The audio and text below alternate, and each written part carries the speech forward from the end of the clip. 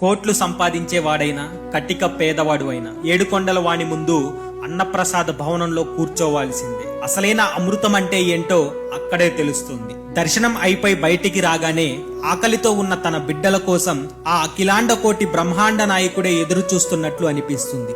రోజుకు కోట్ల రూపాయల హుండీలో పడిన ఆ స్వామికి అసలైన ఆనందం తన భక్తుల కడుపు నింపటంలో ఉంటుంది.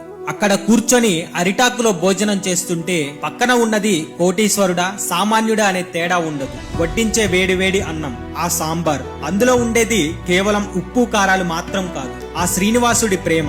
ఆ అన్నం ముద్ద గొంతులో దిగుతుంటే కళ్ళమ్మట నీళ్లు రావడం ఖాయం. కడుపు నిండిందన్న తృప్తి ప్రతి ఒక్కరిలో కనిపిస్తుంది. బయట వేల రూపాయలు ఖర్చు పెట్టి 5 స్టార్ హోటల్లో తిన్నా రానంత ప్రశాంతత స్వామివారి ప్రసాదం అన్న ఒక్క భావనలో ఉంటుంది. ఈ తృప్తిని మీరు ఎప్పుడైనా ఫీల్ అయ్యారా?